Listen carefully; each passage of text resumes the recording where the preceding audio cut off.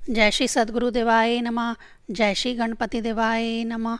ओम सर्वमंगल मांगल्ये शिवे सर्वार्थ साधिके शरण्ये त्र्यंबके गौरी नारायणी नमस्तुते। श्री जगदम्बिकाय नमः।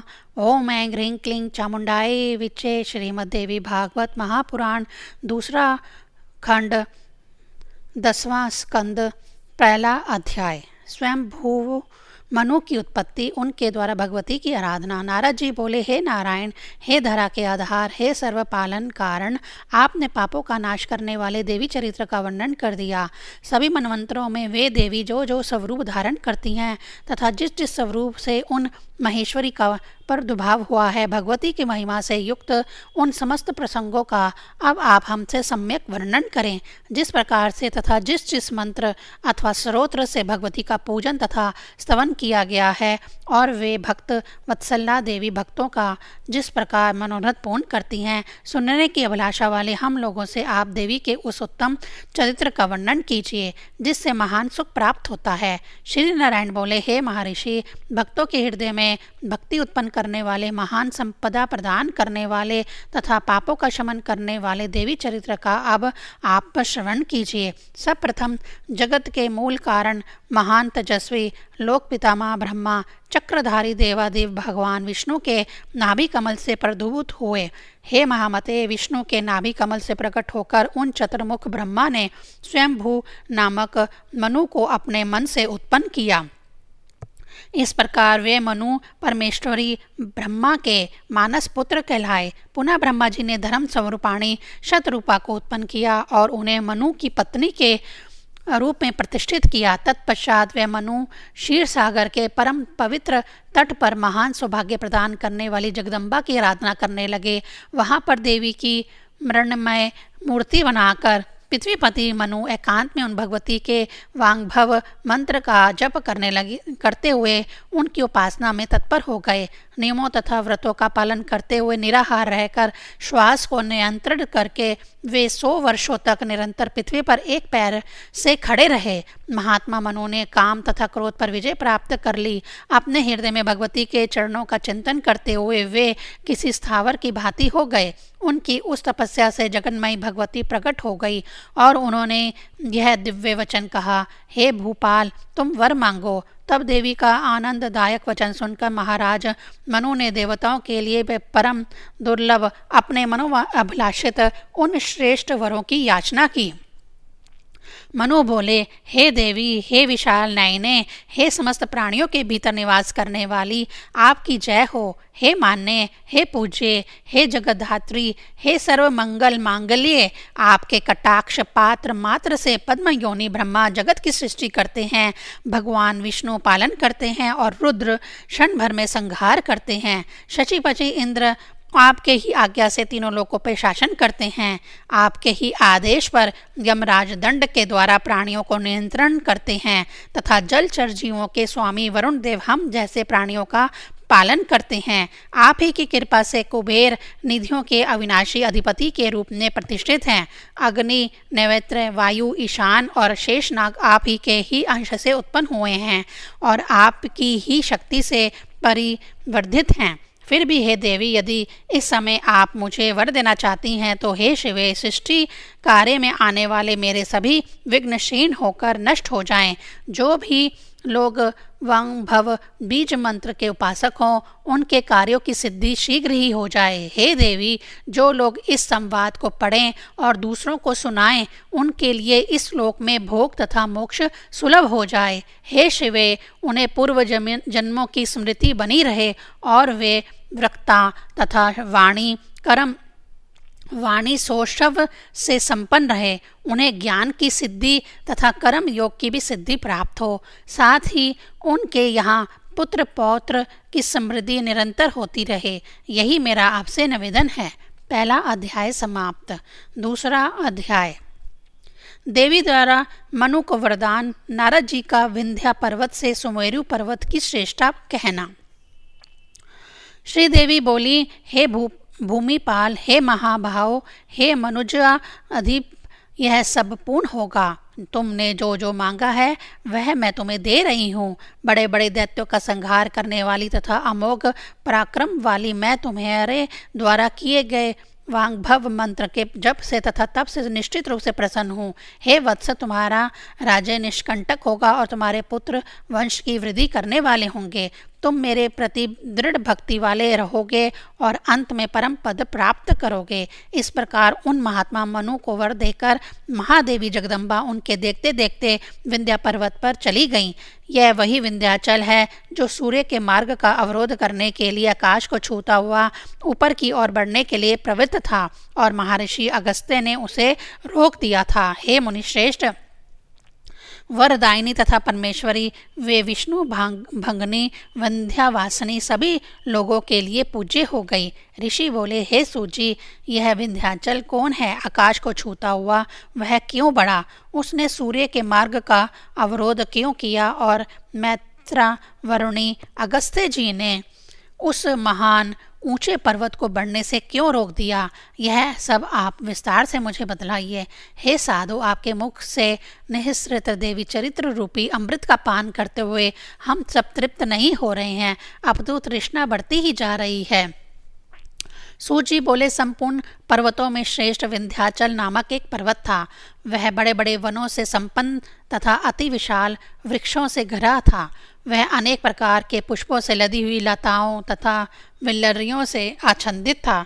मृग, वराह, महिष, बाघ, सिंह, बानर, खरगोश, भालू, सियार आदि हष्टपुष्ट तथा अति शक्तिशाली वन्य जंतु उसमें चारों ओर सदा विचरण करते रहते थे। वह नदियों तथा नदों के जलों से व्याप्त था एवं देवताओं, गंधर्वों, किन्नरों, अप्सराओं, किम पुरुषों तथा सभी प्रकार के मनोवांछित फल देने वाले वृक्षों से शोभामान था। किसी समय देवऋषि नारद परम प्रसन्न होकर इच्छापूर्वक पृथ्वीलोक में विचरण करते हुए इस प्रकार के विंध्या पर्वत पर पहुंच गए। उन्हें देखकर विंध्याचल ने शीघ्र ही वेग पूर्वक उठ करके आदर पूर्वक उन्हें पाद अर्घ्य प्रदान कर उत्तम आसन अर्पित किया तथा अंतरसुख पूर्वक आसन पर विराजमान उन प्रसन्न देवऋषि नारद से विंध्या पर्वत कहने लगे। विंध्या बोला, हे देवऋषि, कहिए आपका यह यहाँ शुभ आगमन कहाँ से हुआ है? आपके आगमन से मेरा घर परम पावन हो गया है। जैसे सूर्य संसार के कल्याणार्थ भ्रमण करता है, उसी प्रकार आप भी देवताओं को अभय प्रदान करने हेतु भ्रमण करते रहते हैं। हे नारद जी, आपके मन में जो भी विशेष बात हो उसे मुझे बतलाइए। नारद जी बोले, हे इंद्र शत्रु, मेरा आगमन सुमेरु गिरी से हुआ है। वहाँ मैंने इंद्र, अग्नि, यम और वरुण के लोकों को देखा है। हे विंध्य पर्वत, वहाँ पर मुझे समस्त लोकपालों के नानाविध भोग प्रदान करने वाले भवन चारों ओर दिखाई पड़े। ऐसा कहकर ब्रह्मा जी के पुत्र नारद ने दीर्घ श्वास ली। नारद मुनि को इस प्रकार श्वास लेते हुए देखकर पर्वतराज विंध्या ने उनसे पूछा, हे देवऋषि, इस उच्छ्वास का क्या कारण है? उसे मुझे बतलाइए। विंध्य पर्वत का यह कथन सुनकर अपरिमित तेज वाले देव ऋषि नारद बोले, हे वत्स, मेरे उच्छ्वास का कारण सुनो। पार्वती के पिता हिमालय शिवजी के ससुर हैं। इस प्रकार शंकर जी से संबंध होने के कारण वह सभी पर्वतों के पूज्य हो गए। इसी प्रकार शिवजी का निवास स्थान कैलाश भी सभी पर्वतों का पूज्य स्वामी बन गया और लोक में पाप समूह का विनाशक हो गया। इसी तरह निषद, नील और गंधमादन आदि सभी पर्वत भी अपने अपने स्थान पर स्थित होकर पूज्य पर्वत के रूप में प्रतिष्ठित हैं। यह वही सुमेरुगिरी है जिसकी परिक्रमा समस्त विश्व की आत्मा, स्वर्ग के राजा तथा हजारों किरणें धारण करने वाले सूर्य समस्त ग्रह नक्षत्रों के समूह सहित करते हैं। वह अपने को पर्वतों में श्रेष्ठ तथा महान मानता है। वह समझता है कि मैं ही सभी पर्वतों में अग्रणी हूँ तथा मेरे समान लोक में कोई भी नहीं है। इस प्रकार के मान अभिमान वाले उस पर्वत का स्मरण करके मैंने यह उच्छ्वास लिया है। हे पर्वत, जो भी हो तप रूपी बल वाले हम सबको इससे कोई प्रयोजन नहीं है। मैंने तो प्रसंगवश आपसे ऐसा कह दिया। अब मैं अपने घर के लिए प्रस्थान कर रहा हूँ। दूसरा अध्याय समाप्त।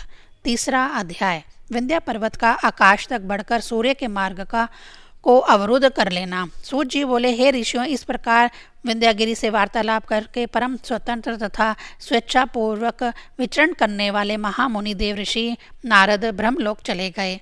मुनिवर नारद के चले जाने पर विंध्या निरंतर चिंतित रहने लगा। उसे शांति नहीं मिल पाती थी। वह अपने अंतर्मन में सदा यही सोचता कि अब मैं कौन सा ऐसा कार्य करूं तथा किस प्रकार से सुमेरु गुरु का जीत लूं।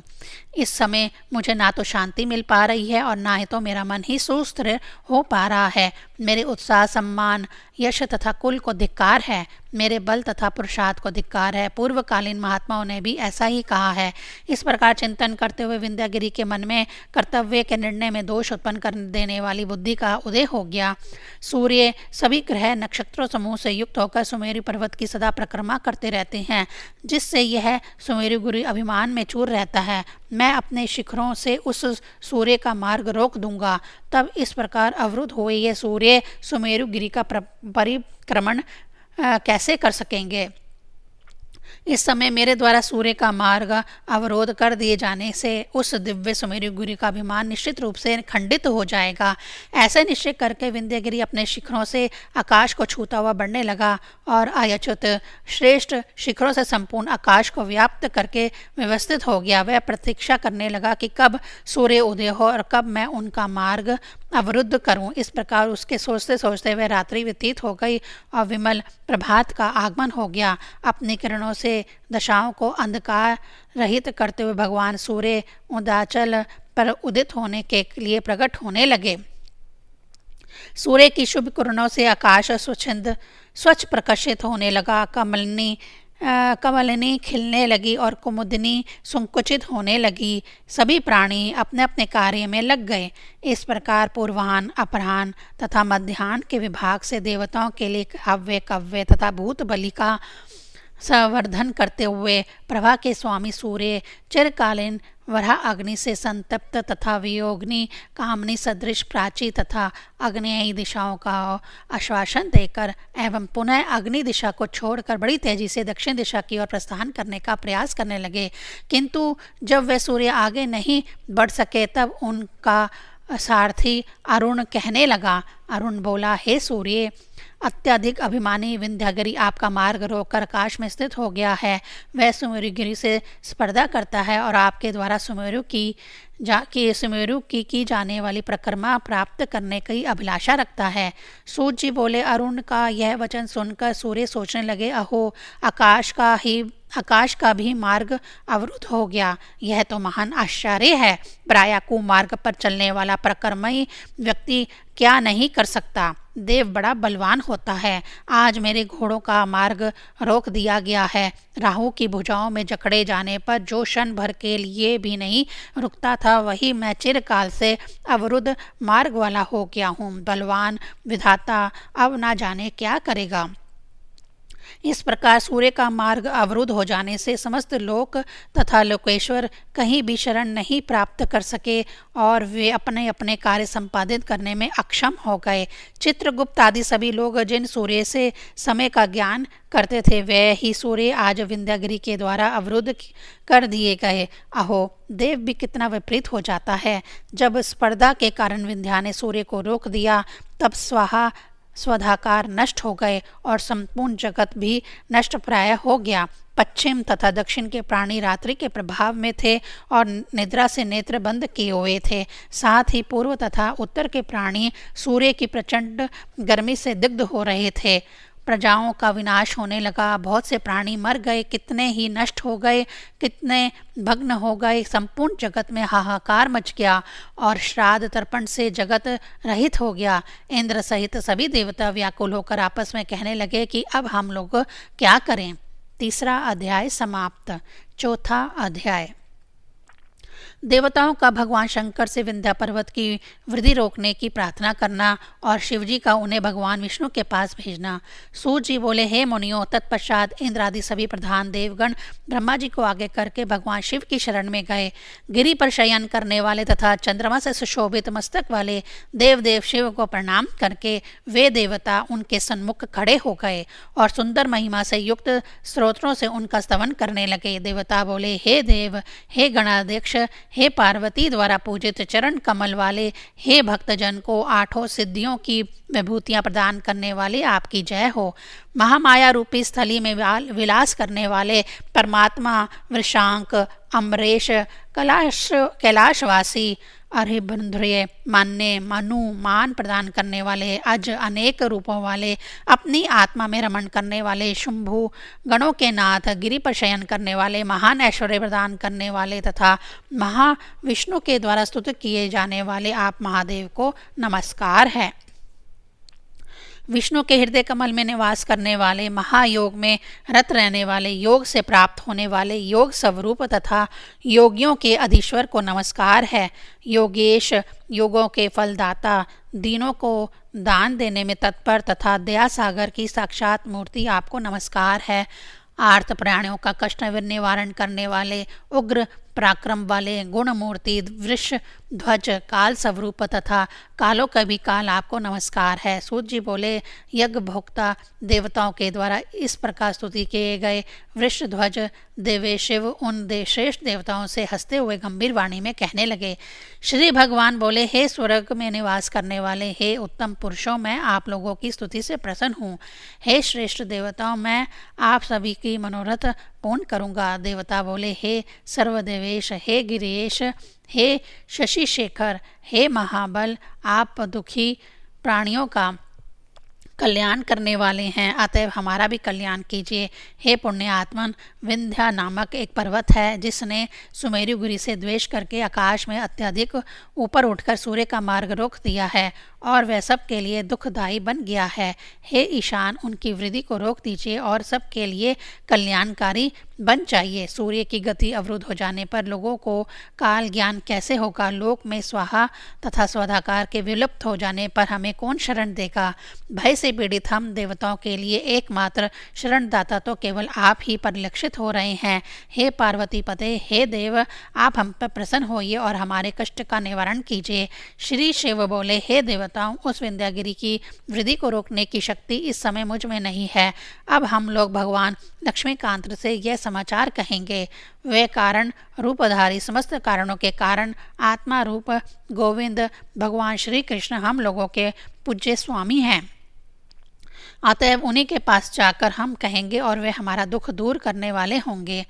इस प्रकार भगवान शिव का कथन सुनकर इंद्र तथा ब्रह्मा सहित समस्त देवता शंकर जी को आगे करके थर थर कांपते हुए शीघ्रतापूर्वक बैकुंठ लोक के लिए प्रस्थित हुए। चौथा अध्याय समाप्त।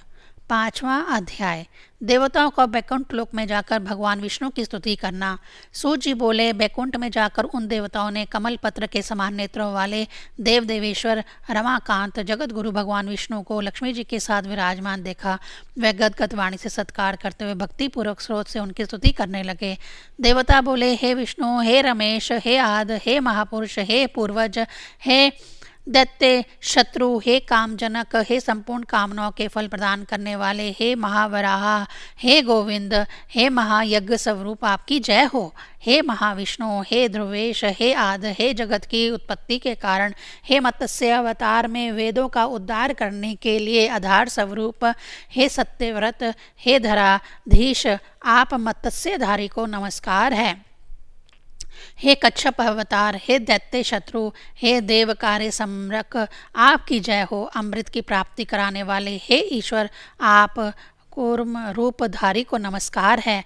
आदि दैत्य हरणाक्ष का संहार करने के लिए सुकर रूपधारी हे ईश्वर, आपकी जय हो। पृथ्वी का उद्धार करने हेतु उद्योग प्रयाण आप वराह रूपी धारी को नमस्कार है।